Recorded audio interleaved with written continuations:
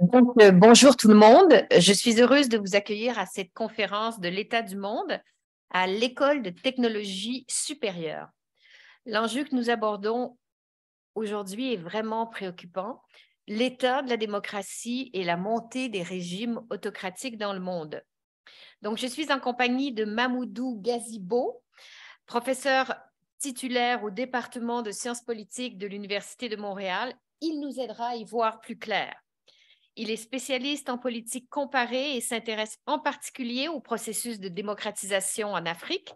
À ce titre, et il pourra me corriger si j'exprime mal sa pensée, il a cherché à inscrire la politique africaine dans un cadre conceptuel occidental, tout en expliquant que ce cadre ne pouvait pas occulter les spécificités de l'Afrique et ses nombreuses cultures particulières.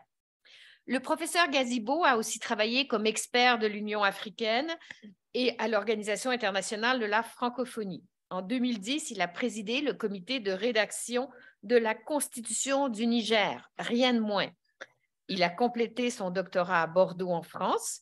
J'ai hâte d'entendre M. Gazibo, car comme beaucoup d'entre nous, je connais mal l'Afrique et j'ai surtout noté les récents reculs démocratiques, mais je sais qu'il y a des avancées, des succès et une population francophone africaine qui grandit.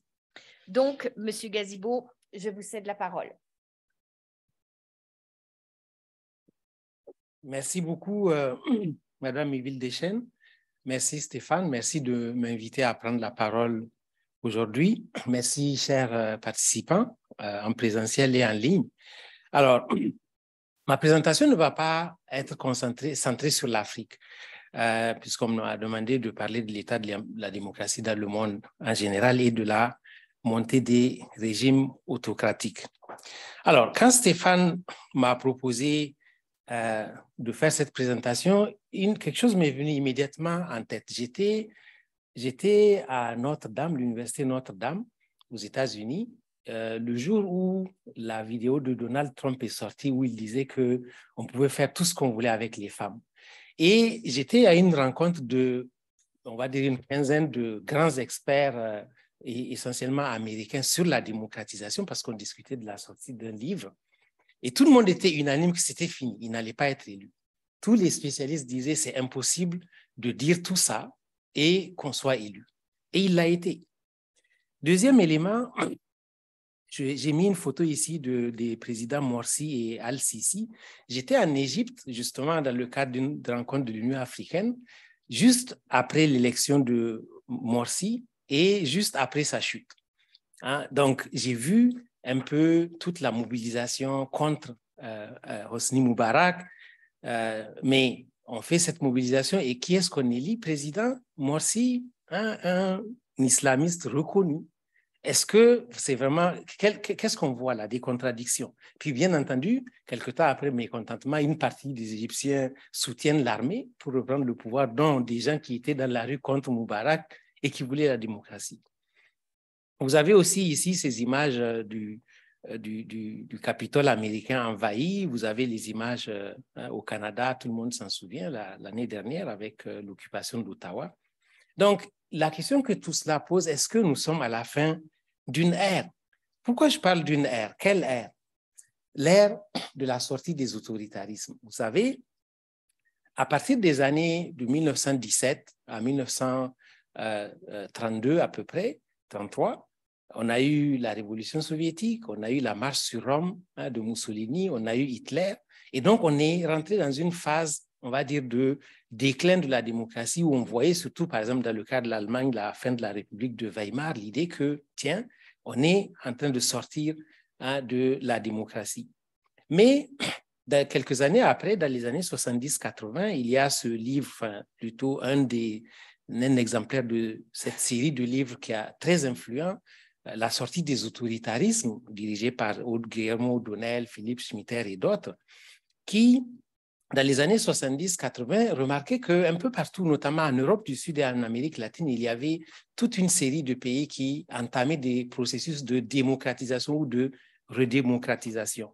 Donc, on sort finalement de ce long cycle d'autoritarisme entamé dans les années 17. Bien sûr, mitigé par la fin de la Deuxième Guerre mondiale et la démocratisation de certains pays comme l'Allemagne et le Japon. Mais ici, on est vraiment dans les années 70-80 dans quelque chose qui va ressembler à ce que Samuel Huntington va appeler la troisième vague de démocratisation. Alors, pourquoi la troisième vague? Parce que la démocratie, bon, on n'a pas le temps, on pourra toujours revenir dans les discussions, mais bien sûr, quand on parle de démocratie, on a deux options possibles, enfin plusieurs, mais je dirais deux ici. Soit on retourne au système inventé par Clisthène dans la Grèce antique, de démocratie directe, où on avait une sorte de démocratie qui se faisait directement sur les décisions, donc une implication directe sur la prise de décision, ou le modèle représentatif qui, lui, a une longue histoire qui, on y reviendra tout à l'heure, remonte à l'histoire anglaise essentiellement, mais qui est ravivé avec les révolutions françaises et américaines, d'abord, première vague, selon Huntington, puis, au sortir de la Deuxième Guerre mondiale, on a une petite deuxième vague, et puis, dans les années, on va dire 70, 80, jusqu'à 90, on a une véritable grosse vague où on a l'Europe du Sud, l'Amérique latine, l'Afrique, l'Europe centrale et de l'Est qui initient des processus de démocratisation. Ça ne vous étonne pas que le livre de Francis Fukuyama, qui suit un article qu'il a écrit dès 89 sur la fin de l'histoire, ait eu autant de succès. Pour lui, voilà, le modèle libéral, démocratique a gagné, c'est terminé, on peut aller voir ailleurs. Et effectivement, on voit toute une floraison, là je vous donne quelques échantillons, mais d'ouvrages comme cet ouvrage de Larry Diamond, un auteur très prolixe sur la question, sur la résurgence globale de la démocratie, la résurgence mondiale de la démocratie. On dit, là, on a vraiment un phénomène d'une ampleur jusque-là inusité. On a un véritable phénomène d'universalisation de la démocratie. Donc, dans les années 80-90, on est vraiment dans l'euphorie démocratique. On a une vague qui s'universalise. On a une vague qui touche tous les continents, qui n'épargne quasiment personne. Mais peut-être ce qu'on a oublié, c'est que si je reviens un peu en arrière, le livre Transitions from Authoritarian Rule disait que la démocratisation, ce n'est rien d'autre que la sortie de l'autoritarisme vers quelque chose d'autre, qui peut être la démocratie, mais pas nécessairement. Mais ça, on l'a vite oublié en chemin quand on a vu cette vague déferler en disant, ben voilà, là c'est fini, comme dans le cas de Fukuyama. Donc, années 80-90, l'ère de l'universalisation présumée de la démocratisation. Et puis, on arrive à l'ère 80-90, disons milieu des années 80-90, où on commence à douter. On commence à douter. Et donc, là aussi, les chercheurs en particulier commencent à écrire sur ce quelqu'un a appelé les démocraties avec des adjectifs. Parce que, comme on voyait bien que ces régimes-là, issus de la troisième vague, n'allaient pas nécessairement vers la démocratie. Il y a des composantes démocratiques et d'autres qui ne le sont pas. Par exemple, les élections peuvent être libres, mais on ne respecte pas les droits de l'homme. Ou alors les élections sont organisées, mais elles sont frauduleuses. On a commencé à dire, oui, mais comment on les qualifie? Donc, certains ont parlé de démocratie délégative, comme O'Donnell, pour dire, oui, mais il y a des démocraties où les gens sont élus, mais en fait, ils ne répondent pas aux besoins de la population. Ou les démocraties illibérales de Zakaria, où on dit, ben, en fait, la composante libérale, qui est un aspect essentiel de la démocratie, n'est pas respectée. Il y a des élections, tout ça, mais sur le reste, les libertés et ainsi de suite ne le sont pas. Et puis, Larry Diamond, encore une fois, apporte cette idée de régime hybride en disant, il dit dans un article assez célèbre, il dit, il fut un temps où c'était facile de classer le Nigeria, ainsi de suite, autoritaire. Mais aujourd'hui, c'est très compliqué parce que c'est un pays qui n'est ni autoritaire vraiment, ni démocratique vraiment. Ça, on est dans les fin des années 90. D'où, selon certains, comme Carotès, ce qu'il a appelé déjà à cette époque-là la fin du paradigme de la transition. L'idée que cette vague-là qu'on a vue déferler, peut-être que c'est terminé. Huntington lui-même disait qu'une vague ressemble un peu à ce qu'on voit quand on va au bord de la mer. La vague arrive, elle apporte des choses sur le rivage, et quand elle repart, elle remporte d'autres.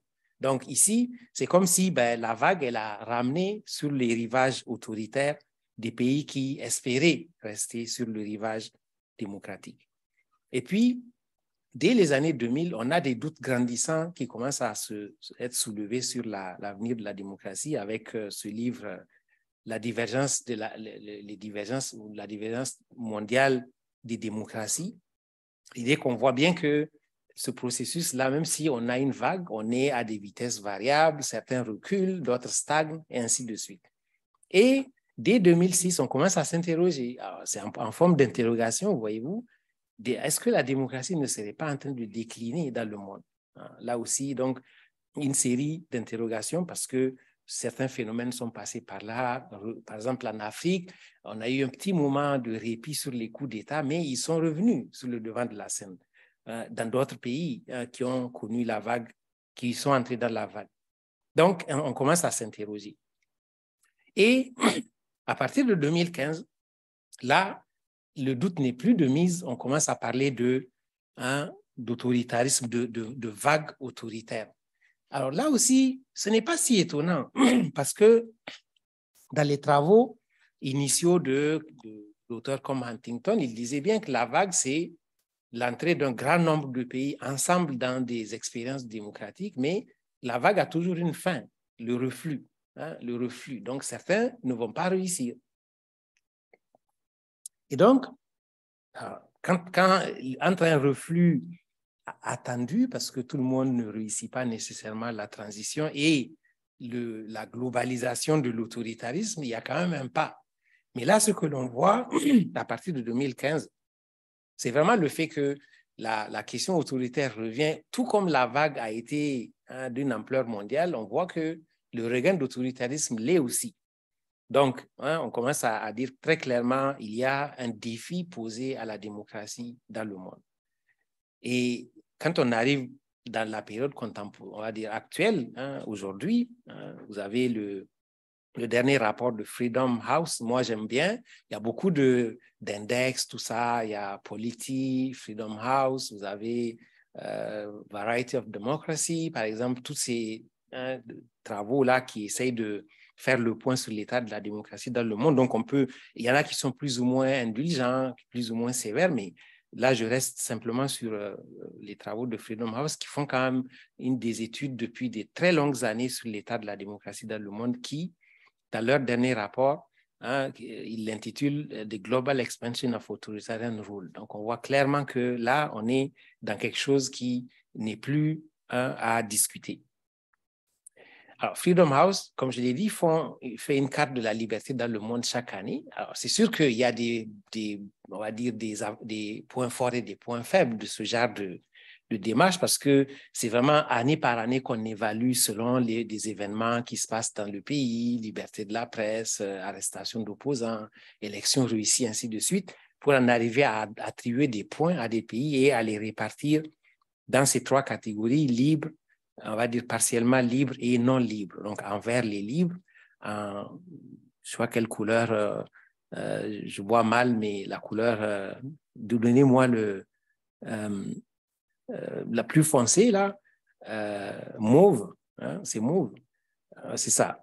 Donc, les pays non libres et puis en jaune, les pays qui sont dits partiellement libres entre la zone libre et non libre. Donc, ils sont un peu, je ne sais pas si on pourrait dire que ce sont les hybrides, parce que plusieurs qui sont dits libres ou non libres pourraient être catégorisés aussi comme hybrides. Mais disons globalement ici que vous avez ces trois catégories.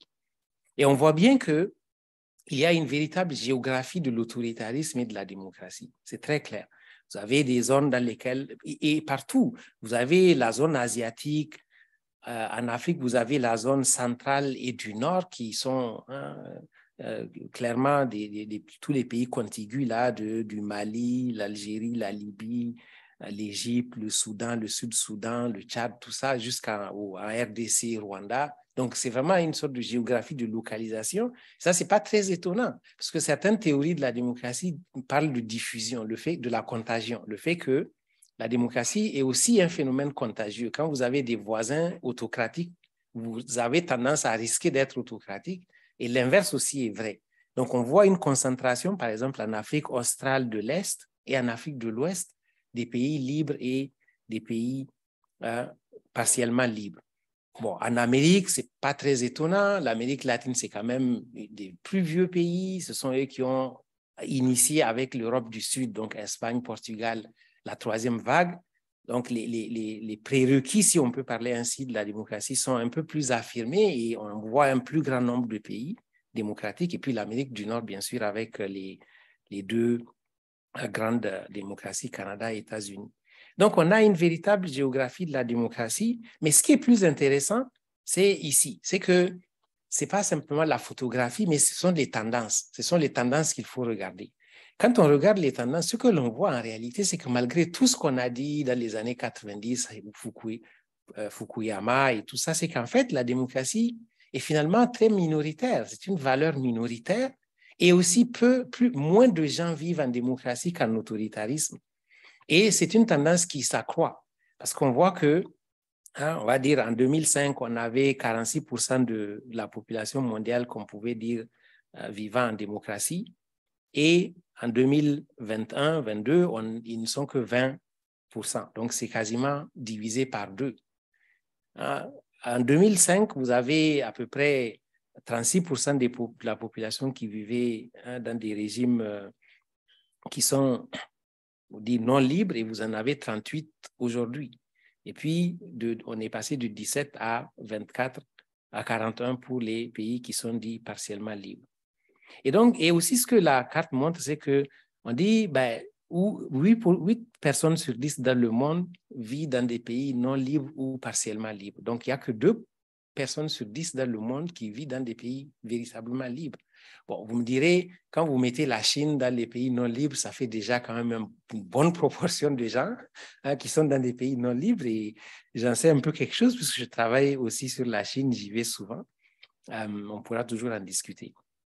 Bon, il y a eu des prévisions, on pourra en discuter sur est-ce que la croissance de la Chine va l'amener à la démocratie, auquel cas on a un basculement d'1,4 milliard de personnes dans le monde libre. Ça, ce sont des supputations, on pourra toujours en débattre. Mais clairement, aujourd'hui, on voit que c'est une valeur minoritaire. En tout cas, si c'est une valeur, elle est partagée ou peu de gens en bénéficient à l'échelle mondiale.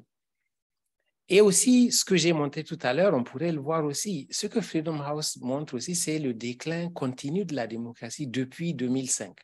Donc, on a une quinzaine d'années au moins de déclin continu de la démocratie dans le monde. On le voit ici dans le nombre de pays, on va dire, où la démocratie s'améliore, donc en bleu, en haut, et puis le nombre de pays dans lesquels la démocratie décline. Et on voit qu'on est parti, pour ceux qui améliorent la démocratie, de 83, on va dire il y a 16 ans, à 25 aujourd'hui. Et parmi ceux dont la démocratie se détériore, on est parti de 52 à 60 aujourd'hui. Donc clairement, là aussi, les tendances sont lourdes. Ce n'est pas du tout des estimations approximatives. C'est vraiment, on voit qu'il y a quelque chose de très clair. Donc, on voit que les régimes autoritaires prennent beaucoup de place. Donc, déclin continu de la démocratie dans le monde. Ici, ce qui est intéressant, j'ai pris un extrait que je vais me permettre de lire justement de Freedom House, le rapport 2022 sur l'expansion globale de l'autoritarisme. Ils disent « La liberté fait face à une grave menace. Partout, et je le souligne, partout dans le monde, les ennemis de la démocratie libérale accélèrent leurs attaques. Les régimes autoritaires sont devenus plus efficaces pour coopter ou contourner les normes et institutions censées soutenir les libertés fondamentales et pour aider ceux qui souhaitent faire de même. Dans les pays dotés de démocratie établie de longue date, et ça c'est important à souligner, des forces externes ont exploité les lacunes de leur système, déformant la politique nationale pour promouvoir la haine, la violence et un pouvoir débridé. Les pays naviguant entre la démocratie et l'autoritarisme, donc cette tranche de pays dit partiellement libre qui pendant longtemps est restée à peu près, c'est là que se jouait l'essentiel. Certains pouvaient augmenter leur potentiel et puis d'autres rester ou tendaient à aller vers les pays non démocratiques, mais globalement les pays démocratiques, eux, tendaient à se maintenir. Mais ce qu'on voit ici, c'est qu'on dit, parmi ces pays-là, donc dits partiellement libres selon Freedom House, ils penchent de plus en plus vers le modèle autocratique. Et c'est très alarmant ce qu'eux disent parce qu'ils pensent que l'ordre mondial approche d'un point de basculement. Et si les défenseurs de la démocratie ne travaillent pas ensemble pour aider à garantir la liberté pour tous, le modèle autoritaire prévaudra. Donc, on ne peut pas faire plus clair en termes de discours alarmants. Quelles explications maintenant à tout cela? Pourquoi on en est là? Bon, là aussi, pour une conférence comme celle-ci, c'est sûr qu'on ne peut être qu'un peu sélectif, donc essayer de mettre l'accent sur quelques aspects, parce qu'on pourrait débattre très longtemps de tout cela, parce que les menaces et les explications sont extrêmement nombreuses, et ce que je vais faire ici, c'est simplement essayer d'en sélectionner quelques-unes. L'autre élément qui est important aussi, c'est que ces menaces sont variables. Ici, on fait une présentation large, donc c'est sûr qu'il y a beaucoup d'approximations, mais si on allait dans une analyse plus fine, on verrait très clairement que ces menaces ne sont pas les mêmes. Je vais essayer de donner quelques exemples, mais on pourra toujours revenir dans la discussion, parce que les contextes ne sont pas les mêmes. Les menaces auxquelles fait face la démocratie ou les facteurs qui promeuvent l'autoritarisme ne sont pas les mêmes. Nécessairement, il y a je reviendrai là-dessus, des menaces communes, mais parfois il faut aussi aller région par région ou voir parfois au cas par cas. Bon, comme moi je suis un comparatiste, à la base, ce que je vais essayer de faire, c'est de contextualiser et aussi de donner quelques perspectives comparatives. Donc, je vais commencer par les vieilles démocraties, puisque tout à l'heure, dans le rapport de Freedom House, il montrait que ils insistaient sur le fait que dans des pays où la démocratie est établie de longue date, où on pensait que c'était gagné, irréversible, on voyait que les menaces étaient là. Et je reviendrai un peu sur ce que j'appelle, entre guillemets, les nouvelles démocraties, avant d'arriver peut-être à des aspects plus communs à ces cas. Qu'est-ce qu'on voit dans les vieilles démocraties? Qu'est-ce qui explique cette vague de recul? Il y a beaucoup d'éléments. Alors, il y a beaucoup de travaux. Je pense que s'il y a un seul livre que je vous recommanderais sur ces questions, c'est probablement celui d'Adam Przeworski, sur les crises de la démocratie, qui fait un très bon point sur énormément d'enjeux auxquels font face les régimes démocratiques, notamment dans les pays de l'OCDE, les vieilles démocraties aujourd'hui. Ce que l'on voit, c'est qu'on a ce qu'on pourrait appeler la fin des 30 glorieuses. Donc, les 30 glorieuses, qu'est-ce que c'est? C'est cette période de croissance qui a suivi la fin de la Deuxième Guerre mondiale et qui prend fin avec la crise pétrolière de 1973, le choc pétrolier. Et depuis lors, en fait, on a vraiment un processus on va dire, je ne dirais pas de décroissance, mais en tout cas de problèmes économiques fondamentaux qui affectent ce que les Occidentaux en particulier ont toujours pensé, donc le progrès continu, l'amélioration perpétuelle des conditions de vie, chaque génération va vivre mieux que les autres. Ça commence à prendre fin à cette époque-là. Et ça n'a rien donné, disons, ça n'a rien arrangé le néolibéralisme des années 80 porté par Ronald Reagan aux États-Unis et Margaret Thatcher en Grande-Bretagne, qui ont fait des émules. Ce sont quand même, quand vous avez ces deux grands pays qui ont un tel modèle, l'impact mondial ne peut pas être négligé. Je pourrais en dire beaucoup, par exemple, sur l'Afrique, avec les programmes d'ajustement structurel qui sont dans la ligne de ce type de pensée néolibérale. Et puis, on voit la crise de 2008 aux États-Unis, la crise des subprimes, qui a aussi affecté essentiellement les grands pays de l'OCDE. Et puis, ces derniers temps, on le voit tous, on pourrait poser la question à n'importe lequel d'entre nous ici, la crise du COVID et ses conséquences quand vous allez faire vos courses, quand vous voulez louer un appartement ou acheter une maison, vous le voyez, c'est évident. Ça, on n'a pas besoin de l'expliquer. Qu'est-ce que cela fait? Cela fait un recul du niveau de vie, une stagnation parfois, au mieux, et surtout ce que on voit que Przeworski, par exemple, détaille bien dans son livre la question de la fin de la mobilité intergénérationnelle. Parce que jusqu'alors, en Occident, on vit toujours un peu mieux que ses parents. Mais ça, c'est fini. Et ça, qu'est-ce que ça fait dans l'imaginaire collectif? C'est une forme de dépression collective qui ne favorise pas du tout la démocratie, surtout, je y reviendrai, dans un contexte de montée des extrémistes et des populistes qui vont utiliser tout cela. Vous voyez, ici, le cartoon, là, en 2008, on n'a plus de maison et 2020, on ne peut plus sortir de la maison. On a tous vécu là aussi comment ces périodes-là sont favorables parfois à des restrictions de liberté. Le terrorisme, il me semble que c'est aussi un des aspects importants de ce recul démocratique. Le terrorisme a ouvert la voie à des forces qu'on ne soupçonnait pas, à des restrictions et à l'acceptation de certaines mesures qu'on ne soupçonnait pas. Comment on dit, l'utilisation de, comment on dit aux États-Unis, de la torture, les mesures prises dans le cadre de la sécurité nationale, toutes les restrictions de liberté à l'intérieur comme aux frontières.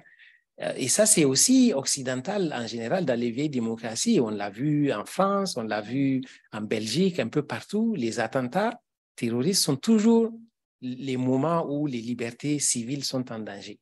Parce qu'on est face à une menace devant laquelle les pouvoirs souvent ont les mains libres et les sociétés souvent prêtes à accepter des mesures, comme disait le philosophe Alain, tout le monde veut le bonheur, même ceux qui vont se pendre. Et parfois, on se pend à la corde de ces mesures qui sont supposées préserver la liberté. Et donc, on a une véritable érosion des libertés à laquelle on assiste et souvent à laquelle on acquiesce sous prétexte que cela nous protège contre les terroristes. Donc, deuxième idée. Troisième idée, ce sont les populismes, là aussi. Les populismes se nourrissent de tous ces éléments-là. Crise économique, crise migratoire, crise économique. Et on voit aussi que les populismes, en fait, c'est un processus qui peut surgir, mais qui survient souvent à l'occasion des crises. Quand les deux se mélangent, par exemple, un processus continu, on va dire d'incrustation dans l'esprit des gens de la normalité de certaines politiques et des moments de crise, vous avez là tout le terreau fertile pour cela. Moi, j'ai été étudiant en France dans les années 90, par exemple, à l'époque où les leaders français, Jacques Chirac et autres, pour eux, l'idée de s'asseoir avec Le Pen pour discuter à l'occasion des élections était impensable. Aujourd'hui, Le Pen discute avec Macron, discute avec tout le monde. Donc, on voit qu'il y a une sorte de normalisation de certaines idées qui avant étaient inacceptables. Et quand il y a des moments de crise, les populistes s'en servent et ceux qui sont au pouvoir sont diminués, sont affaiblis. Et donc, ça crée des brèches dans lesquelles, là aussi, les extrémistes peuvent assez facilement trouver leur compte. Et on le voit très clairement, hein, on le voit aussi au Canada, au Québec, les élites anti-establishment, ceux qui sont pour le peuple, qui sont les vrais, qui connaissent véritablement la population. Quand vous avez un système économique défaillant, quand vous avez des difficultés, ce sont des voix qui se font facilement entendre. Alors, on a tous qu'on connaît maintenant la théorie du grand remplacement, tous ces éléments que l'on pensait impensables dans des pays comme la France, pays de la liberté, des droits de l'homme, quand on parle de grand remplacement, quand on voit le réveil des identités dans un pays où on ne doit même pas en principe en parler, on voit bien que là aussi vous avez des terreaux fertiles pour les populistes. Il y a par exemple, l'ouvrage de David Frum sur Trump, la Trumpocratie, est une bonne illustration de comment ce type de système fonctionne, quand il montre un peu comment il a complètement vidé les valeurs américaines de leur sens, perverti le système politique, mis sur la scène des idées qui sont d'un caractère rétrograde juste inimaginable. Et pourtant, ça fonctionne. Trump lui-même dit, je pourrais sortir de la rue, tirer sur quelqu'un et puis je me ferai élire quand même. Bon, quand on en arrive là, quand on en arrive à quelqu'un qui parle comme cela des femmes, mais qui a du soutien dans l'électorat féminin, quand on a quelqu'un dont on connaît l'histoire, mais comme on dit, de prédateur, mais qui est soutenu par les églises évangéliques, il y a un problème. Il y a un problème. C'est incompréhensible a priori, mais ça l'est du point de vue de comment ça joue sur la psychologie des populations. Donc, dans les vieilles démocraties, on a un véritable problème parce que qu'est-ce qu'on fait de ça? Il y a quelqu'un qui dit que la démocratie, si on est un véritable démocrate, on dit si les gens votent pour un âne, laissez l'âne gouverner. Après, ils vont s'en rendre compte et puis Alors, mais est-ce qu'on peut laisser un âne gouverner? Donc, on est dans un véritable problème. Est-ce qu'on peut laisser les populismes comme ça, sachant que souvent leur objectif, c'est de détruire la démocratie. Mais si vous prenez des mesures contre eux, antidémocratiques, là, c'est vous qui n'êtes pas démocrate. Donc, on est dans quelque chose dont on ne sort pas avec ce genre d'acteurs politiques dans des systèmes démocratiques. Comme on dit, la démocratie, c'est un système qui se dit ouvert, mais cette ouverture permet à ses ennemis de s'incruster. Et ce que j'appellerais aussi les travers, ou en tout cas, si ce ne sont pas des travers, ce sont des aspects, comment on pourrait dire ça, incomplets ou quelque chose comme ça de la démocratie représentative. J'ai commencé en disant qu'on pourrait parler du modèle grec de démocratie directe, où et même là, ce n'est pas tout le monde qui prend part aux décisions, où ça c'est possible dans des petites cités, mais la démocratie ne peut être que représentative dans des grands ensembles. Mais comme on dit, représenter, c'est trahir. Et le modèle représentatif, qu'est-ce qu'on voit? D'abord, dépendamment de comment on se positionne, si vous êtes un adepte des théories marxistes de gauche, Gramsci, lui, il va vous dire la démocratie, qu'est-ce que c'est? C'est une tromperie. C'est simplement un modèle par lequel on fait croire aux gens qu'ils décident, que c'est la liberté. On entend ça, notre démocratie, nos libertés, mais pour lui, ce ne sont que des artifices, comme il appelle une superstructure destinée à aliéner les gens, à les faire croire à leur propre domination et à y participer. Donc ça, c'est déjà quand vous avez cela, cette pensée-là, ça discrédite quelque peu. Bon, là, on est dans ceux qui critiquent, qui critiquent véritablement. Mais l'autre chose, c'est qu'il y a beaucoup d'auteurs aussi qui ne sont pas nécessairement aussi extrémistes, qui disent que c'est le système quelqu'un dit, la démocratie, c'est cause toujours, la dictature, c'est ferme ta gueule. Hein? Donc, cause toujours, vous pouvez parler, mais qui d'entre nous ici a un véritable pouvoir sur les décisions gouvernementales? On peut toujours discuter. Je ne dirais même pas nous à titre individuel, mais même en termes de groupe. Donc, c'est ça que disent certains auteurs. Ils disent, comme Bobbio, qui dit, en fait, la seule différence avec la dictature, c'est que dans les démocraties, les élites se proposent, alors que dans la dictature, elles s'imposent. Parce que c'est un système fermé, clos. Qui peut se lever parmi nous aujourd'hui et devenir Premier ministre du Canada demain? Qui? Ça peut arriver de façon extraordinaire, mais en général, vous devez être déjà bien positionné. Et c'est ça qui donne l'autre élément sur ce que j'ai appelé ici bon, ça ne se voit pas ici, mais c'est plutôt ici la reproduction en utilisant ce langage bourdieusien, Bourdieu, penseur français, la reproduction. Je pense que c'était quand, je ne sais pas quelle Bush devait se présenter, puis Madame Bush, la femme de le premier président Bush, dit oui, mais où est le problème? Si c'est Bush, Bush ou Clinton, Bush, Clinton. Parce qu'on disait, mais non, il ne peut pas se présenter. Un deuxième ou un troisième Bush dit oui, mais c'est où est le problème? Bush, Clinton, Bush, Clinton, Bush, Clinton. C'est un peu ça. L'idée, c'est que bon, c'est un petit cercle élitiste des mains duquel le pouvoir peut difficilement tomber.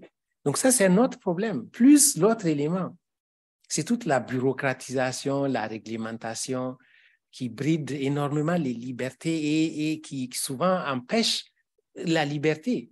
C'est un vrai problème là aussi. D'ailleurs, c'est un système qui est supposé promouvoir la liberté, mais comme je disais tout à l'heure, j'ai failli me geler les doigts parce qu'il fallait que je me stationne, que je mette mon parcomètre parce que sinon, je vais avoir, je ne sais pas moi, des contraventions. C'est bien, l'ordre, c'est bien, mais jusqu'à un certain point. Donc, et la liberté n'est pas toujours là où on croit. Quand je vais au Niger, je me stationne où je veux. Ça, j'adore ça. Hein? Voyez-vous. Mais le Niger est moins démocratique que le Canada. Donc, la liberté n'est pas toujours là où on croit. Et les institutions que l'on met en place sous prétexte, comme disait le Premier ministre François Legault, parce qu'au Québec, c'est comme ça qu'on vit. Moi, je dis, je ne veux pas ça. Je pense qu'il faut repenser ce modèle-là, parce que c'est tout ça, comme je dis, qui nourrit ce que tout le monde sait, le cynisme, la défiance, la baisse du taux de participation, de l'abstention aux élections et ainsi de suite. Donc, il y a quelque chose d'inhérent au modèle qui bien sûr, dans l'idéal, dans l'absolu, ils portent des valeurs qui sont, à mon sens, universelles. La liberté, qui serait contre? Je pourrais en dire des choses. Moi, je ne suis pas si vieux, mais j'espère. Mais j'ai vécu dans un pays, le Niger, qui, à l'époque où j'étais adolescent, jeune étudiant, qui avait des régimes militaires. Et le Niger n'est pas le pays le plus qui a été le plus autoritaire. Ce n'est pas le pays où les gens ont disparu, où on a... Et pourtant, je pourrais vous raconter des anecdotes sur l'autoritarisme au quotidien, qu'est-ce que cela veut dire. Donc, la démocratie, je pense qu'il y a des valeurs universelles, la liberté, tout le monde devrait l'avoir, la dignité humaine. Mais dans le processus de mettre en œuvre cela, il y a énormément de travers, en fait, qu'on ne voit même plus, parce que c'est entre les mains d'une élite qui décide, on ne sait pas quoi, qui est derrière. Donc ça, ce sont des éléments aussi qui nourrissent les populismes, la désaffection et qui ouvrent la voie aux autocraties. Bon, je pourrais en dire plus, mais changeons un peu pour regarder ce que j'appelle les nouvelles démocraties, entre guillemets, parce que ces nouvelles démocraties, comme je l'ai dit, sont très souvent des démocraties avec des adjectifs, parce qu'elles ne sont pas vraiment démocratiques, mais elles ne sont pas vraiment autoritaires. Donc, on cherche une façon de les qualifier. Donc, nouvelle démocratie, entre guillemets. Là aussi, plusieurs choses qu'on pourrait dire, mais j'en dirai quelques-uns. Un des premiers qu'on a beaucoup oublié, c'est l'État. L'État.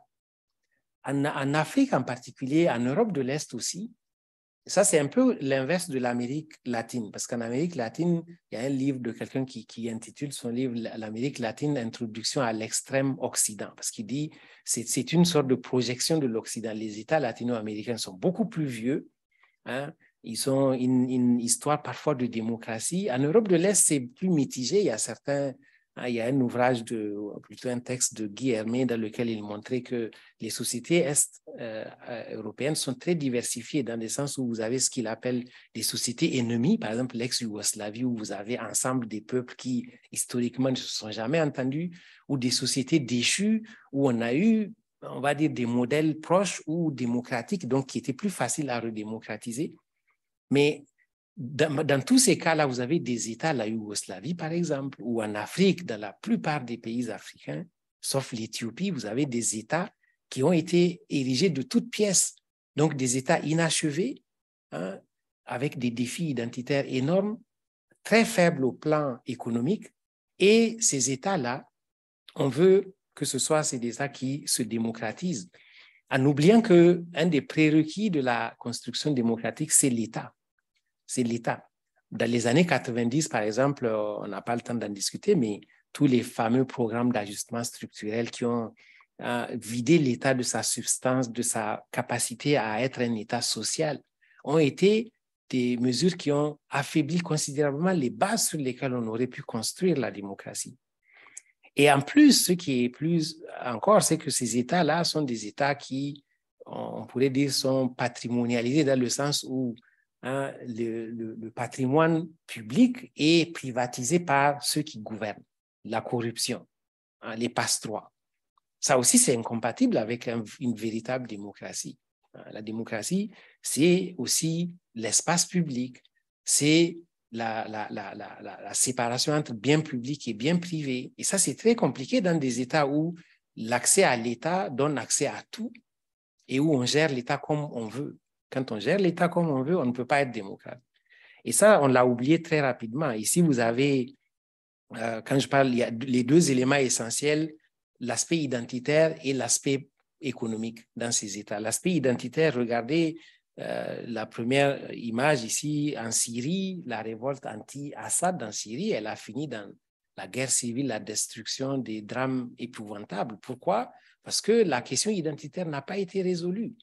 Quand la démocratie est une question de vie ou de mort, quand ça ne peut pas être un jeu à somme positive, donc quand vous perdez tout ou vous gagnez tout, ça ne fonctionne pas. Et en Syrie, c'est le cas, notamment avec la minorité alaouite des Assad, pour laquelle, comme on dit, mourir pour mourir, mieux vaut combattre. C'est un peu ça la devise.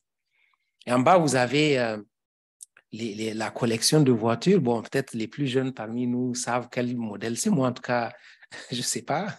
Ça, c'est une petite partie de la collection du fils du président de la Guinée équatoriale, qui se trouve être aussi le vice-président du pays. Son père est président, il est vice-président, son autre frère est ministre du pétrole, l'autre est ministre de je ne sais pas quoi, des hydrocarbures. Comme dit quelqu'un, c'est une entreprise privée et non un pays. Comment voulez-vous faire la démocratie dans ces conditions-là? Ça ne fonctionne pas. Et il y a beaucoup de pays, ce sont une question d'échelle. Mais en Europe de l'Est, en Afrique, il y a c'est une question d'échelle. Mais la corruption et l'appropriation privée de l'État, elle est quelque chose qui est tout à fait répandu.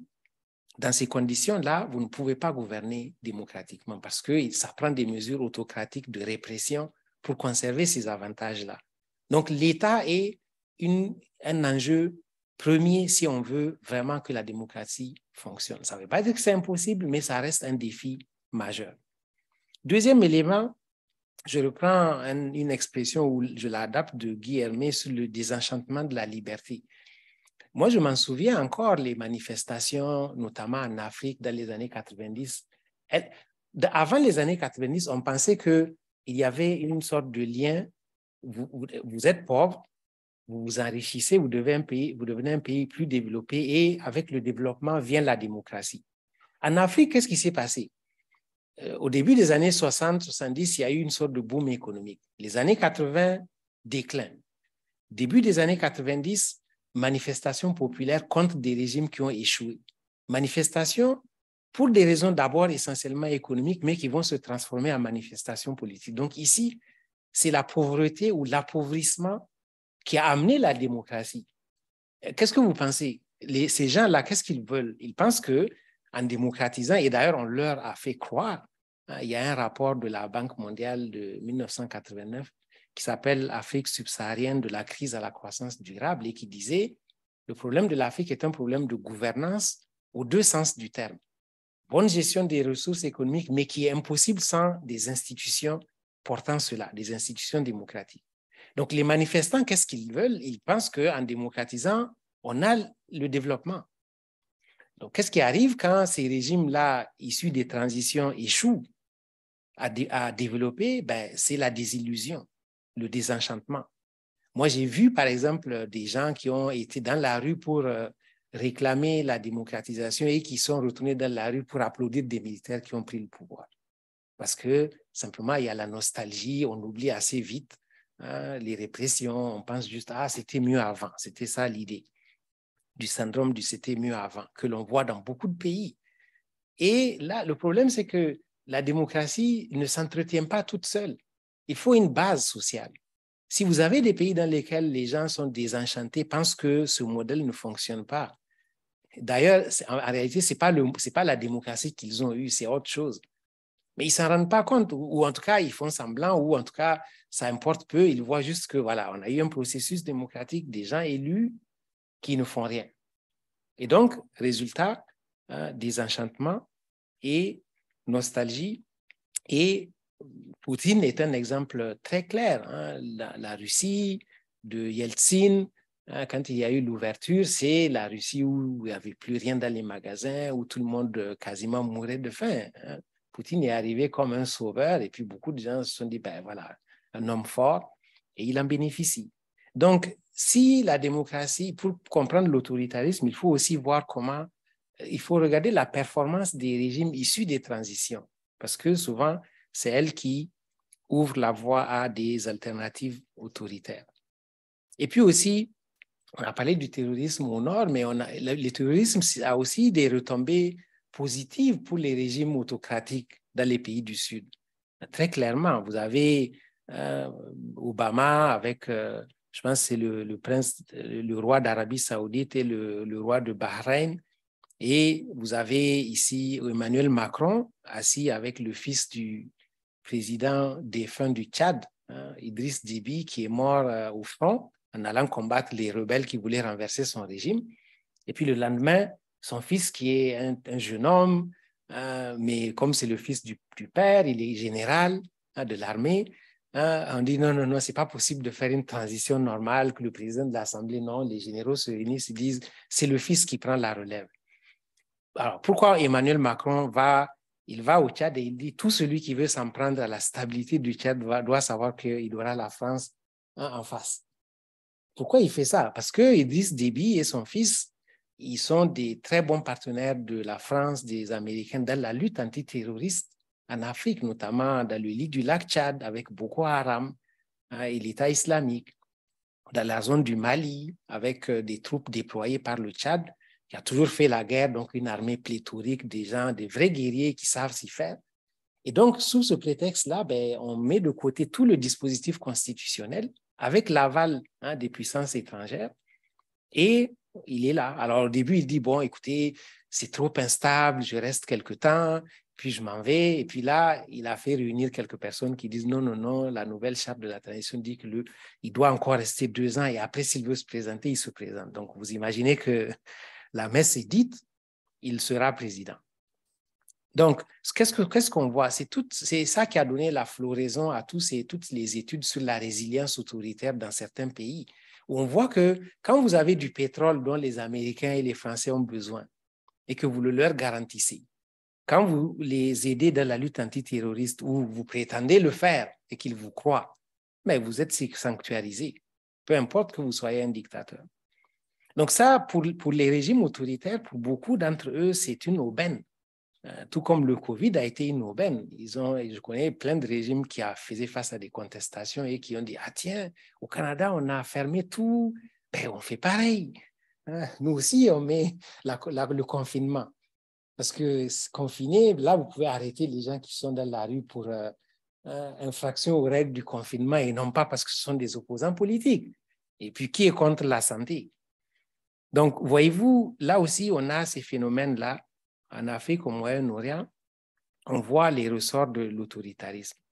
Et puis, il y a des menaces qui sont transversales, je pense qu'on voit partout.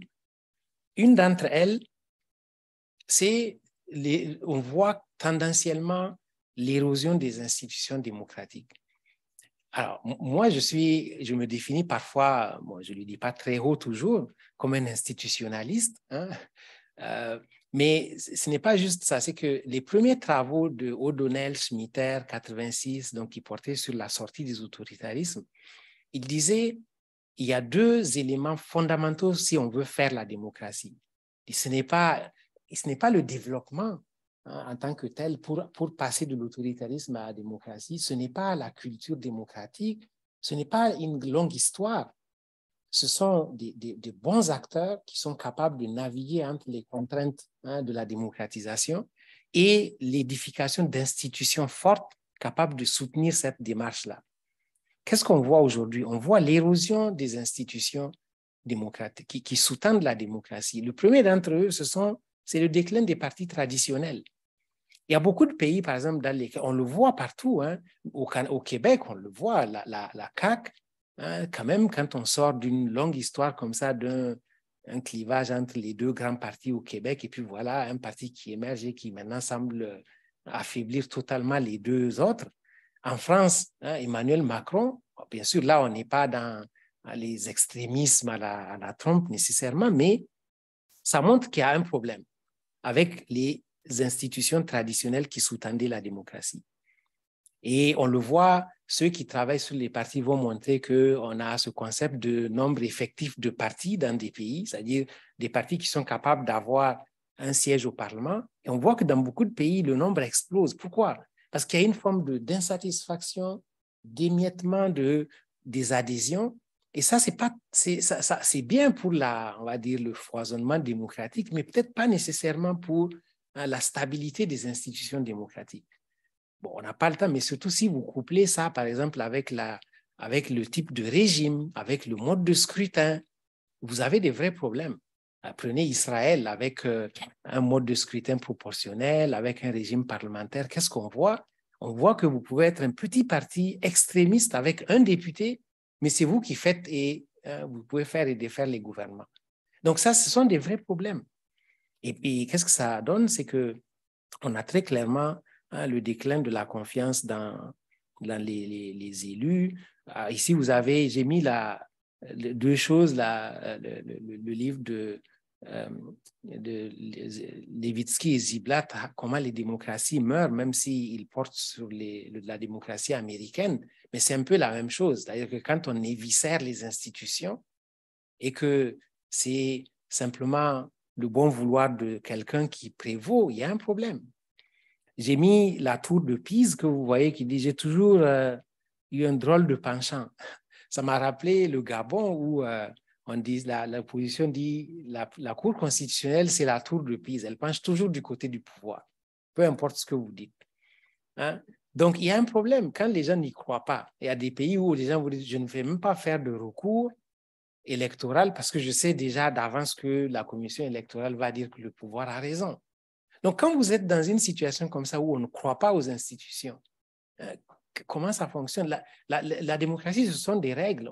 Quelqu'un dit, la démocratie, c'est l'incertitude quant aux résultats des élections, mais une certitude quant aux procédures. Les procédures, qui les garantissent, ce sont les institutions. Quand personne ne croit que les procédures sont faires, il y a un problème avec la démocratie. Et en Afrique, par exemple, le continent sur lequel je travaille beaucoup, on pourrait dire que peut-être les pays dans lesquels la confiance dans les institutions est relativement grande, on pourrait les citer peut-être Ghana, Botswana, Maurice, Namibie, Cap-Vert, Sao Tomé. Peut-être je pourrais en citer trois ou quatre autres, mais en dehors de ça, la plupart d'entre eux, vous demandez, tout le monde vous dira que les institutions, ce sont les institutions du pouvoir. Un jour, et ça va plus loin que les institutions. J'y reviendrai tout à l'heure, mais j'étais au Bénin pour une enquête sur un livre qu'on faisait. Puis je demande à quelqu'un, bon, qu'est-ce que vous pensez de la société civile au Bénin? Il me dit, mais laquelle? Celle du gouvernement ou celle de l'opposition?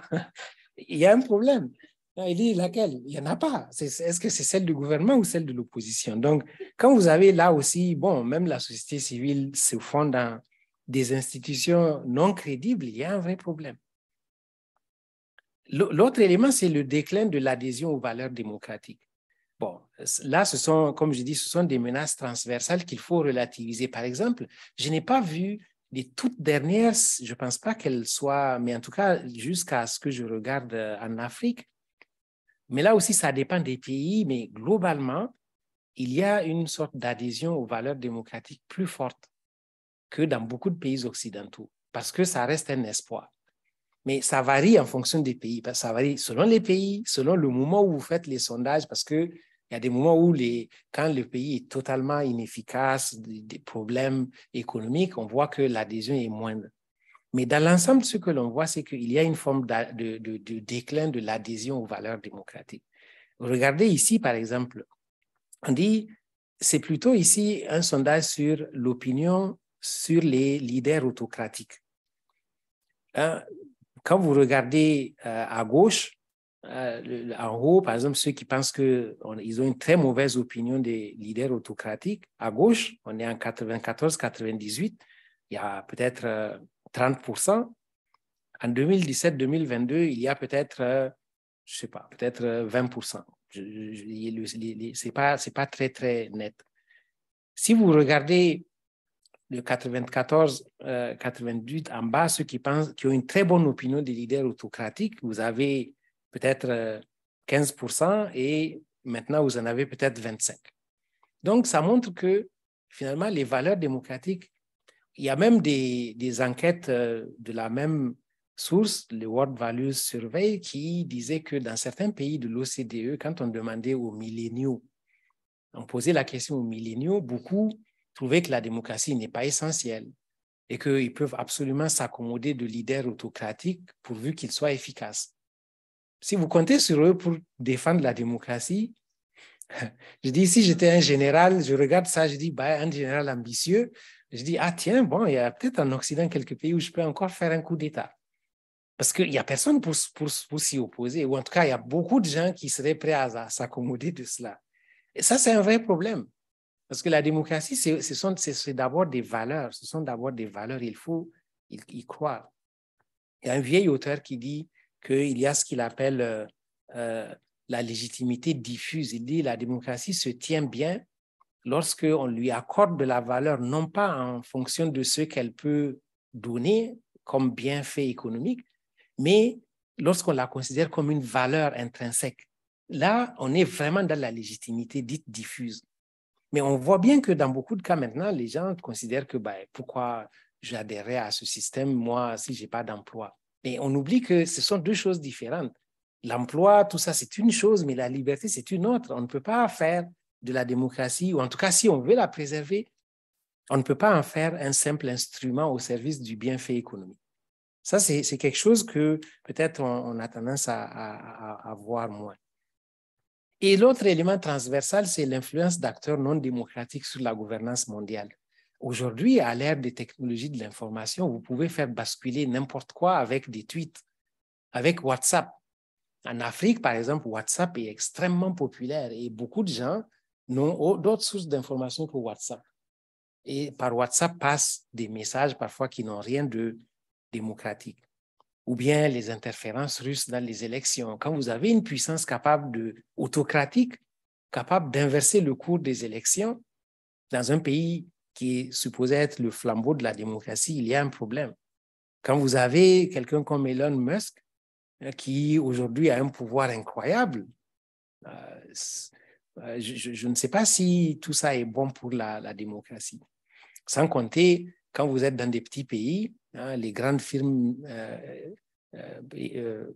multinationales, par exemple en Afrique, comment ça s'appelle, Areva, qui s'appelle maintenant Orano, je crois, le groupe Uranifère, ou Total, Elf, des groupes comme cela peuvent faire et défaire des gouvernements s'ils ne sont pas à leur convenance. Donc, vous avez ici des acteurs non démocratiques qui, eux aussi, sont, à mon avis, des menaces transversales à la démocratie. Alors, pour conclure, est-ce qu'on peut dire qu'on assiste à la fin de la démocratie, au triomphe des régimes autocratiques? Je pense qu'il faut nuancer le propos, il faut nuancer le scepticisme. Et je dirais, je le ferai avec deux exemples rapides parce que je suis quasiment à la fin de l'heure qui m'a été assignée. Je pense qu'il faut nuancer. Je donnerai deux exemples. Premier point, je pense qu'on oublie souvent que la démocratie n'est rien d'autre qu'un équilibre. C'est un équilibre dont l'histoire a été une histoire, on va dire, de haut et de bas. Pour en arriver là, on a décapité des rois, on a fait des guerres civiles, on s'est battu là où la démocratie est née pour la faire préserver. Donc, ce qu'on voit là, ce qu'on pourrait dire, c'est que c'est pas extraordinairement nouveau. En tout cas, ce n'est pas totalement nouveau par rapport à l'histoire de la démocratie. En Angleterre, entre la grande charte de 1215, 1214-15 ou 1516, signée entre Jean Santerre et ses vassaux, qui va vraiment poser les fondations du système représentatif actuel, on a eu quand même plusieurs guerres civiles, 2 révolutions, des rois décapités, dont notamment le roi Charles Ier, qui a été décapité en 1649 à la suite des guerres civiles, abolition de la royauté, instauration d'un régime parlementaire, mais vous connaissez la suite quand Oliver Cromwell devient Lord Protecteur et qu'il meurt. Qu'est-ce qui se passe? D'abord, avant qu'il meure, des gens qui ont décapité le roi et qui ont aboli la royauté le proposent comme roi. Il refuse, mais quand il meurt, qui lui succède? Brièvement, c'est son fils. On est dans quoi? Dans une forme de royauté. Bon, avant que autre guerre et puis qu'on réinstaure la royauté et puis que les rois, parce que c'est toujours une lutte entre l'absolutisme et le pouvoir parlementaire.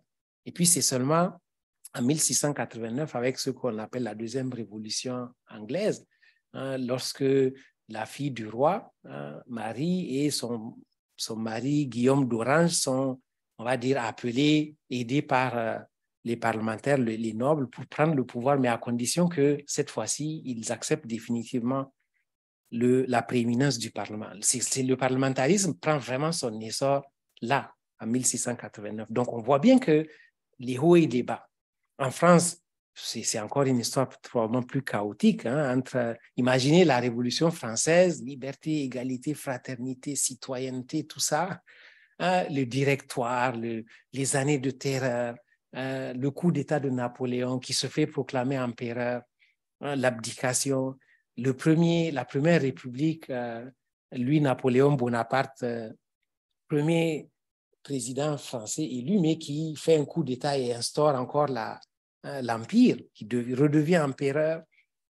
Quand vous voyez la fin de la Troisième République, hein, avec quasiment la dictature, parce que le régime de Vichy, ce n'est rien d'autre que ça, un régime hitlérien. On voit bien que c'est compliqué. Hein. La Quatrième République française aussi, très instable, avec des joutes parlementaires, des instabilités à n'en plus finir. Donc, je dis ça simplement pour dire que là où la démocratie est née, en particulier en Angleterre, qui est peut-être le premier foyer, on voit bien que l'histoire est compliquée. Deuxième élément, finalement, je dis aussi que l'idée que la démocratie est finie n'est pas nouvelle, en fait. En fait, on a eu souvent des moments comme ça où on dit « Ah, c'est fini ». Je donne ici juste ce livre vous connaissez peut-être la fameuse commission trilatérale dont certains ont parfois pu dire que c'est une secte, ainsi de suite. Mais bon, avec des gens très célèbres, Kissinger, des gens comme ça ont fait partie. Huntington, justement, ce livre, c'est Huntington, Michel Crozier, très connu dans les nappes, des gens comme Stéphane connaissent très bien Michel Crozier, la sociologie des organisations, qui ont écrit ce livre en 1975, La crise de la démocratie, ces rapports sur la gouvernabilité des démocraties. Il disait, ça ne peut pas continuer comme ça. La démocratie est devenue ingouvernable. Si on ne fait rien, elle va s'effondrer, en particulier dans les pays de l'OCDE, parce qu'il disait beaucoup de choses, mais j'ai retenu deux, ce qu'ils appelaient la surcharge sur les démocraties, beaucoup de demandes, difficulté à les satisfaire et la désaffection populaire. Et on voit déjà ce qu'on dit aujourd'hui ici, la confiance dans les institutions. À 66, 71, 72, 73, on dit le gouvernement exécutif, dans le cas des États-Unis, moins 22%. Le Congrès, moins 13%, la Cour suprême, moins 18%, l'armée, moins 22%, ainsi de suite. Donc, ça, c'est en 1975. Mais qu'est-ce qui se passe? Alors, quand vous publiez un livre en 1975, ça veut dire qu'il a probablement été commencé en 73, 74. 74, qu'est-ce qui arrive? La révolution des œillets au Portugal. Et c'est elle qui lance véritablement la fameuse troisième vague, donc qui va contaminer l'Amérique latine, l'Europe du Sud, qui va venir plus tard en 90, l'Afrique. Donc, au moment où certains disent c'est fini, attention, paf, au même moment, vague de résurgence de la démocratie. Qu'est-ce que ça nous dit? C'est pour ça que je dis, on est dans des sortes de cycles de pessimisme auxquels succèdent des moments de regain? Je ne sais pas. On pourra en parler. Et donc, finalement, comme je dis, ce qu'on peut retenir, c'est que la démocratie, on a pensé que c'était gagné. C'est un idéal, mais on oublie que ça dépend du contexte. Il y a un livre que j'aime beaucoup qui s'appelle « It Depends », ça dépend. Ça dépend. De quoi maintenant? Il faut mettre du contenu toujours selon ce dont on parle. Ça dépend. Ça dépend des contextes. Mais ce qui est certain, je crois, c'est que le contexte actuel n'est pas le même. Vous savez, je ne sais pas où je discutais de ça et on parlait du temps. Le temps, aujourd'hui, le temps n'est pas le même qu'il y a 40 ans. Les choses voyagent, il y a une rapidité. Donc, il y a tellement de changements qui arrivent, l'automatisation. L'autre jour, maintenant, on en parle, j'imagine que tout le monde est au courant de, comment ça s'appelle, ChatGPT ou je ne sais pas quoi. Bon, si vous êtes étudiant, s'il vous plaît, ne l'utilisez pas. Laissez-nous notre job, nous, les enseignants. On voit bien le problème que tout cela pose, l'automatisation des emplois, le déclassement des classes moyennes. On dit que dans l'avenir, le risque, c'est que beaucoup d'emplois vont disparaître et ce qui va rester, ce sont des emplois à très faible revenu. Qu'est-ce que tout cela nous dit? Ça nous dit qu'on est vraiment dans une période très critique où on a besoin de repenser fondamentalement la démocratie et ses ingrédients, si on veut que cela subsiste. Parce que c'est un contexte, je dirais, où les ingrédients sont plutôt favorables aux leaders autocratiques et à ceux qui veulent subvertir la démocratie. Si on y croit, il faut donc un autre leadership, une nouvelle façon de repenser la démocratie. Mais moi, je pense que, pour terminer, j'utilise cette expression que j'ai pris d'un livre il y a longtemps que j'ai oublié, qui parlait de l'État, mais qui disait qu'il avait une mauvaise santé de fer. Et je pense que la démocratie, c'est un peu ça. C'est-à-dire que c'est une santé de fer, donc je pense que c'est quelque chose qui va persister, mais qui est mauvaise. Hein? Donc, c'est un peu dans ce paradoxe-là que je vais vous laisser et je vous remercie.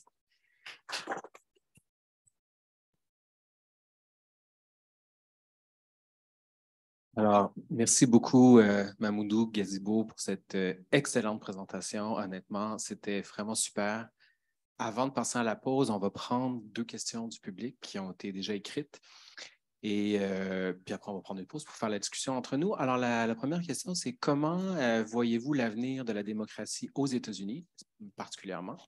Et la seconde question, c'est la montée d'autoritarisme dans le monde. Est-ce qu'il y a, je vais reformuler un peu la question, est-ce qu'il y a des grandes puissances qui cherchent à faire la promotion de l'autoritarisme ailleurs? On peut penser à la Russie et la Chine. Est-ce qu'il y a comme une entente entre ces puissances pour favoriser l'émergence de régimes autoritaires dans le contexte africain, par exemple? Alors, ça serait les 2 questions. Alors, je vais commencer par la deuxième. Bon, je parlerai peut-être surtout de la Chine, un pays que je connais assez bien pour travailler dessus, y aller, discuter avec des diplomates. C'est sûr que, vous savez, dans les pays occidentaux, on a souvent dit la démocratie, c'est bon pour ailleurs, c'est bon pour nous, parce que quand on partage les mêmes valeurs, hein, on ne se fait pas la guerre, on commerce entre nous, on s'entend, on promeut nos intérêts. Donc, on va dire clairement, les régimes qui ont un certain type de penchant politique ont tendance à vouloir la même chose ailleurs. Mais dans le cas de la Chine, par exemple, pour avoir, sous réserve de ce que j'ai pu, moi, conclure, je ne crois pas qu'il y ait d'entreprise délibérée de promotion de l'autoritarisme. Je crois que ce que les Chinois, dans le cas de l'Afrique, veulent, ce qui les intéresse le plus, c'est la stabilité. Je me souviens avoir discuté avec beaucoup de diplomates et ce qu'ils disent, c'est que, d'abord, ils ont ce fameux principe de non-interférence dans les affaires intérieures des autres pays. C'est un principe qui évolue. J'ai moi-même publié un article en 2022 là-dessus, avec un de mes doctorants sur les évolutions dans le principe de non-ingérence de la Chine. Donc, ça change. Mais le fond reste. Deuxième élément, c'est la stabilité. Et ça vient de loin. Deng Xiaoping, qui est le père de toutes ces réformes-là, disait, de tous les défis qui s'opposent à la Chine, l'instabilité est le premier. Donc, faites tout pour maintenir la stabilité. Et pour eux, ailleurs, ils ne s'intéressent pas de savoir si vous êtes démocratique ou autocratique, c'est la stabilité. En même temps, ces dernières années, ils s'ajustent en fonction de ce qu'ils voient dans les contextes. C'est qu'en Afrique, il y a quand même une bataille entre ceux qui veulent la démocratie et ceux qui ne la veulent pas. Il y a des pays assez exemplaires comme Botswana, le Ghana, la Namibie, qui, eux, ne veulent pas voir venir des pays étrangers autocratiques pour subvertir ce en quoi ils croient. Donc, les Chinois ont tendance à ajuster leur positionnement parce qu'ils savent que à soutenir des régimes je ne sais pas, au Soudan ou ailleurs, a des répercussions sur la manière dont ils sont vus par d'autres pays africains, Botswana, Ghana et autres. La Russie, c'est une autre affaire. Je pense qu'aujourd'hui, on est dans une véritable bataille idéologique. Je crois que si je prends l'exemple du Mali, de la Centrafrique, du Burkina aujourd'hui et d'autres pays voisins, je crois que la Russie est dans une véritable entreprise à travers le groupe paramilitaire Wagner, mais aussi d'autres canaux, de contrebalancer l'influence occidentale et de remplacer les pays occidentaux. Puis comme ce n'est pas une démocratie, je doute très fort que l'objectif en Afrique, c'est d'aller installer des régimes démocratiques. Donc, je pense qu'il y a 2 cas différents. Je pense aussi que on va dire la convergence entre la Russie et la Chine est moins grande parfois qu'on ne le croit. Je pense que, par exemple, la Chine, elle a des grandes ambitions sur le long terme et l'instabilité ne l'arrange pas. Donc, je pense qu'on fait trop vite de mettre ces pays dans un même panier, mais je ne crois pas que ce soit le cas. Aux États-Unis, moi, je ne suis pas un spécialiste de la politique américaine, mais je pense que ça dépend. Si vous lisez, par exemple, les travaux de spécialistes comme Levitsky et Ziblatt, ceux qui les a un peu, on va dire, traumatisés, si on pourrait dire, c'est qu'on a toujours pensé que la démocratie américaine, elle vient de loin, elle est fondée sur les principes de la Constitution et ses amendements, les pères fondateurs, les grandes institutions, le Sénat, la Chambre de représentants, les checks and balances et tout ça. Mais ce qu'il montre, c'est qu'en fait, finalement, ça dépend, oui, des institutions, mais en grande partie des hommes. Et ça, ce n'est pas contradictoire avec ce que disaient les théories de la démocratie. Quand je disais tout à l'heure que Léo Donald Smith disait qu'il y a deux aspects, les institutions et les hommes. Les hommes peuvent aider les institutions tout comme les subvertir. Et on voit bien que dans le cas des États-Unis, quand vous avez des leaders autocratiques déterminés, c'est ça qui est très inquiétant. C'est que le Parti républicain, par exemple, malgré tout ce qu'on voit, quand on voit l'alignement sur Trump, c'est assez incompréhensible. Donc, je ne sais pas, je ne me lancerai pas dans des pronostics. Je pense que les dommages causés par l'administration Trump sont profonds. Je pense qu'il y a des clivages très, très forts. Moi, je vais quelquefois aux États-Unis et maintenant, j'ai peur d'y aller, honnêtement. Je pense qu'il y a des pays, des parties des États-Unis où on est dans une pré-guerre civile. Donc ça, c'est un vrai problème. Alors, c'est un grand pays. Est-ce que l'armée va rester toujours une institution? C'est très compliqué parce que c'est aussi inusité aux États-Unis. Donc, comment on fait face à cela? S'il y a une guerre civile, si un État déclare la sécession, qu'est-ce qu'on va faire? Donc, je ne sais pas. Honnêtement, je ne peux pas donner de réponse, mais ce que je sais, c'est que les dommages sont profonds. Merci. Alors, on a deux autres questions, si tu me permets. Donc, première question vient de Michel Huneau, qui est ici de l'ETS. Qui nous demande, est-ce que les sanctions économiques ou des boycotts d'événements sportifs ou culturels, par exemple, peuvent influencer une transition de régime ou influencer un régime autocratique à changer ses habitudes? Et l'autre question, c'est une théorie, une approche plutôt culturaliste. Là, c'est, est-ce qu'on peut importer la démocratie, qui est une invention occidentale partout dans le monde, ou est-ce que tu sais, ça me fait penser à la thèse de Badi là, sur l'État importé. Est-ce que la greffe va prendre là, sur cette idée démocratique dans d'autres contextes culturels que tu connais bien? Ben, pour les sanctions, la première chose que je dirais, c'est que, encore une fois, ça dépend. Ça dépend. Ça dépend des pays auxquels ces sanctions sont appliquées, mais c'est clairement, ça dépend d'aspects contextuels au pays, de sa dépendance, par exemple. Ça dépend de son importance stratégique. Ça dépend de ses autres alliances. Mais je dirais que ça dépend aussi peut-être finalement du contexte dans lequel on est. Je prends un exemple et des mobilisations intérieures, de la force intérieure. Un exemple, l'Afrique du Sud sous l'apartheid. Le Canada, sous Brian Mulroney, a été un acteur majeur dans les sanctions et dans l'ostracisation du régime d'apartheid.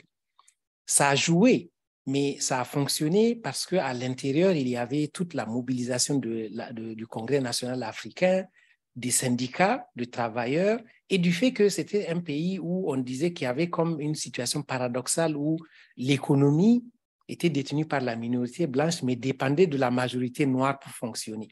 Donc, quand vous avez la majorité noire qui se soulève et qui fait des grèves et qui paralyse le système économique, d'une part, vous avez d'autre part des sanctions internationales assez importantes, là, ça peut fonctionner. Mais si vous avez des pays qui sont... Je prends un autre exemple en Afrique, ça dépend aussi de quelles sanctions on parle. Par exemple, en Afrique, il y a eu 2 coups d'État, plusieurs coups, mais en Afrique de l'Ouest, la Guinée et le Mali. La communauté économique des États d'Afrique de l'Ouest prend des sanctions contre les deux. Le Mali est un pays enclavé qui dépend pour ses approvisionnements d'autres pays qui font partie de la même communauté. Donc ici, vous avez un pays qui est quasiment étranglé. C'est très difficile. La Guinée est un pays qui, lui, a une façade maritime, qui a des alliances avec, depuis de longue date avec la Russie, la Chine et ainsi de suite. Les sanctions, pour eux, ça passe, il n'y a quasiment pas de problème. Donc, ça dépend. C'est pour ça que les sanctions peuvent jouer, mais pas nécessairement. De l'autre côté, on pourrait dire aussi que, moi, je me souviens, nous, on est à l'Université de Montréal, on a une entente avec une université chinoise. Et puis, j'ai rencontré un de nos anciens directeurs qui était là quand l'entente a été mise en place et il disait à l'époque, c'était un véritable débat. Est-ce qu'on le fait ou pas face à un régime comme celui-là? Les États-Unis, avec la fameuse diplomatie du ping-pong. Donc, ça peut aussi être un outil d'ouverture. Donc, ça dépend. Je pense que ce sont des questions qu'il faut analyser toujours en fonction d'aspects de contextualisation, parce que sinon, on peut se tromper on peut même avoir souvent des effets absolument contre-productifs. Dans certains régimes autoritaires, peu importe, l'élite va survivre. Et ce n'est pas leur première préoccupation, ce n'est pas la population. Deuxième élément sur est-ce que la démocratie peut prendre? Moi, c'est une question à laquelle souvent je prends le risque de répondre oui, assez franchement. Pourquoi?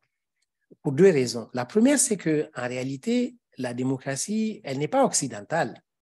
Elle est peut-être anglaise d'abord, peut-être, je ne sais pas, de quels autres pays, mais la plupart, y compris des pays occidentaux, en réalité, n'ont pas été les producteurs du modèle démocratique. Oui, il y a des accointances culturelles, mais en Occident, tout le monde n'a pas inventé la démocratie. Il y a des pays neufs, la Belgique, ces pays-là, très compliqués au plan identitaire, mais qui ont adopté le modèle.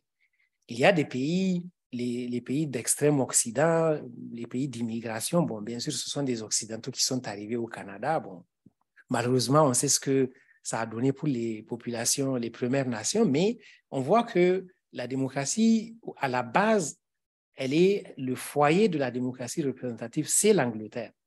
Ce n'est pas l'Espagne ou... Donc, déjà, là, il y a un phénomène d'importation. L'autre élément, c'est que je pense vraiment que tout dépend encore une fois des contextes. Par exemple, prenons l'Afrique. Voilà deux pays, le Botswana et le Congo. Deux pays très semblables sur beaucoup de plans, peut-être pas au plan de comment on dit, de la complexité humaine, mais en termes de ressources, en termes d'histoire coloniale. Et puis, le Botswana est un pays qui n'a jamais connu de coup d'État, où les alternances se font, où les élections sont régulières, où il y a très peu de corruption. Et le Congo, c'est un pays où on n'en sort pas. Et même récemment, la fameuse vague, bon, vous savez, la démocratie n'est jamais irréversible, mais pour l'instant, vous avez quelques pays comme le Ghana, le Cap-Vert, l'île Maurice, qui n'ont pas toujours été démocratiques, qui étaient comme les autres, mais qui le sont devenus. Donc, ça dépend beaucoup. Ça dépend des acteurs. Moi, j'ai connu, par exemple, l'ancien président du Ghana, que j'ai connu personnellement, Jerry Rawlings. Vraiment un grand homme qui a fait un coup d'État, mais qui était le père de la démocratie et qui très vite avait conscience de ce qu'il voulait en disant « ce que je veux, c'est deux choses. Des institutions tellement fortes que quelqu'un d'autre qui viendrait après moi ne pourrait pas les subvertir et l'exemple. Partir en montrant l'exemple, en montrant que moi, j'ai les cartes en main pour rester, pour changer la Constitution, mais en partant, je donne l'exemple. Donc, à mon avis, cette question, honnêtement, bon, comme je dis, je prends le risque de dire oui, parce qu'il y a beaucoup de cas qui démentent cela.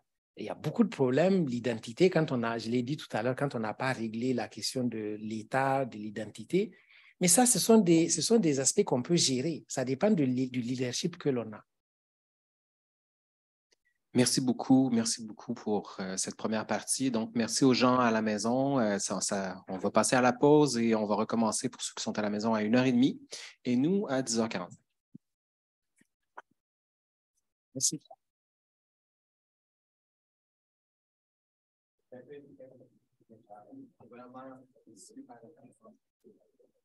Vraiment.